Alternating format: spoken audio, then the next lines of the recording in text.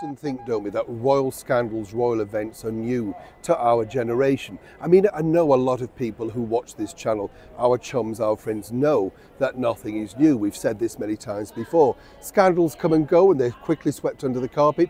And more so in this digital day and age, there's always another scandal to take its place. For those that remember the golden days of the tabloids, if you remember that, every Sunday morning in something like the News of the World, the Sunday Pictorial, there was somebody, of course, literally outed, whatever, paraded because they'd been doing naughty things and perhaps their partners, wives, whatever, didn't know anything about it. Of course, it's simply no different previously 100, 150 years ago, because quite frankly, this happened to another serious member of the British monarchy. And of course, it's lost in the annals of time. As ever, let me explain. Hi, good to see you today. Thank you so much for your time and as ever your company. As I say, royal scandals to me, I do find fascinating, and I know so many people do. When you look at the history of course, the former monarchs and royalty, you kind of think, well, they had an easier life in some respects because they weren't preyed into so much via the world of social media. People taking pictures, cameras, all of that sort of stuff. But here, of course, is when it gets interesting when you look back in history, because on this day in 1842, there was a serious, well, threat to life of the reigning monarch of the time, Queen Victoria. The day had started out quite normally, in fact, and she decided to take a small ride in a carriage down Constitution Hill.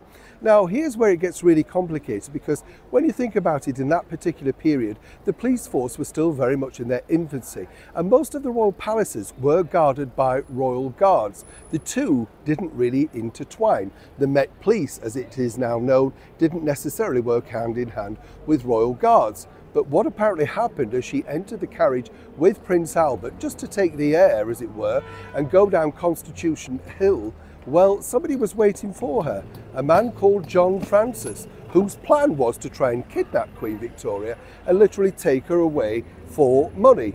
Now, it gets really developed here because when you think about it, in that particular era, you really would have had to have a super fast horse, a super fast carriage, and more importantly, a lot of people involved.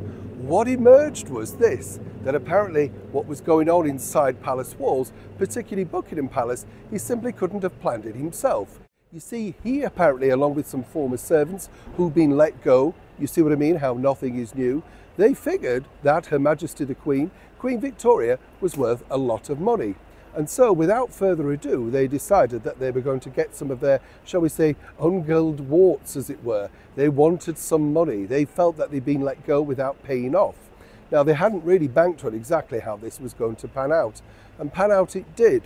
But it wasn't the first, well, attempt to try and kidnap Queen Victoria. There was another one up in Balmoral too. But on both occasions, she'd been protected.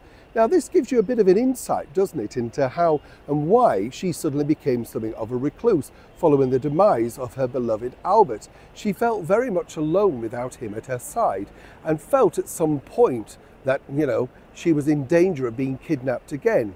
It's only, of course, when she had the, shall we say, Scottish paramour that she suddenly became very close to. You know the one I'm talking about here? Oh, yes. Well, then she suddenly decided that she felt safe again.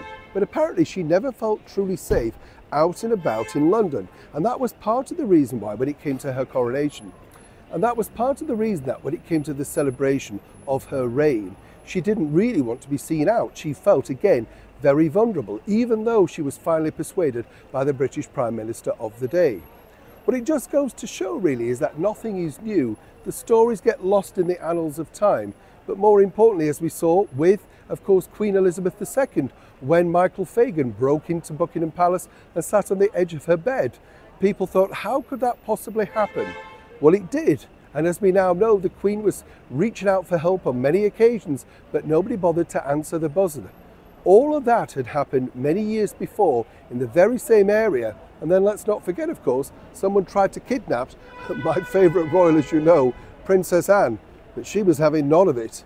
Things were slightly different with her, as of course the Duke of Edinburgh famously said, well, if they had have kidnapped her, they would have given her back pretty quickly. Either way, looking at these attempts on our wonderful British monarchy, you can see that the people putting it together are not very bright, and indeed, some might say brave, but never truly have thought it through. Apparently Queen Victoria was a woman to be reckoned with and didn't take chances lightly. John Francis, of course, well, things didn't exactly work out the way he planned, and more importantly, his future life was marked, shall we say, of this feeble attempt. Neil Sean, King's Cross, London.